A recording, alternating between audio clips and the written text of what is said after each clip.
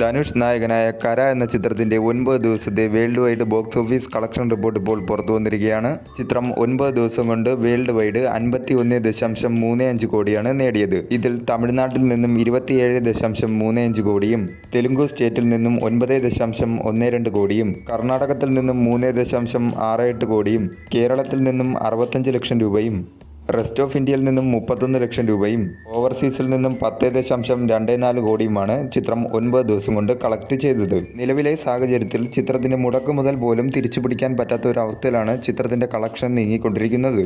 പോർതൊഴിൽ എന്ന ചിത്രത്തിന് ശേഷം വിഘ്നേഷ് രാജ സംവിധാനം ചെയ്ത ചിത്രം ഏപ്രിൽ 30-നാണ് തിയേറ്ററിൽ എത്തിയത്. തിയേറ്ററിൽ നിന്നും ചിത്രത്തിന് ഒരു മിക്സർ പ്ലസ് നെഗറ്റീവ് റെസ്പോൺസ് മാത്രമേ നേടിയെടുക്കാൻ സാധിച്ചുള്ളൂ. 90 കോടി ബഡ്ജറ്റിൽ ഒരുക്കിയ ചിത്രം നിലവിലെ സാഹചര്യത്തിൽ 2 ആഴ്ച കൂടി ലോങ് റൺ കിട്ടിയാൽ മാത്രമേ തിയേറ്ററിൽ നിന്നും നല്ല രീതിയിലുള്ള ഒരു കളക്ഷൻ നേടിയെടുക്കാൻ സാധിക്കുകയുള്ളൂ. ധനുഷ് നായകനായ ഈ അടുത്തിറങ്ങിയ ഇഡ്ഡലിക്കട, അതുപോലെ തന്നെ കുബേരൻ, ഈ 2 ചിത്രങ്ങളും തിയേറ്ററിൽ ഫ്ലോപ്പായിരുന്നു. ആ കൂട്ടത്തിലേക്ക് കര എന്ന ചിത്രവും എത്തിപ്പെടാനാണ് ഈ നിലവിലെ സാഹചര്യത്തിൽ കണക്കുകൾ സൂചിപ്പിക്കുന്നത്. മെയ് 14-നാണ് സൂര്യ നായകനാവുന്ന കറുപ്പ് എന്ന ചിത്രം റിലീസ് ചെയ്യുന്നത്. അതോടുകൂടി കര എന്ന ചിത്രത്തിന് തിയേറ്ററുകളിൽ നിന്നുള്ള ലഭ്യത കുറയുകയും അത് സിനിമയ്ക്ക് നല്ല രീതിയിലുള്ള ഒരു തിരിച്ചടിയാകാനാണ് സാധ്യത.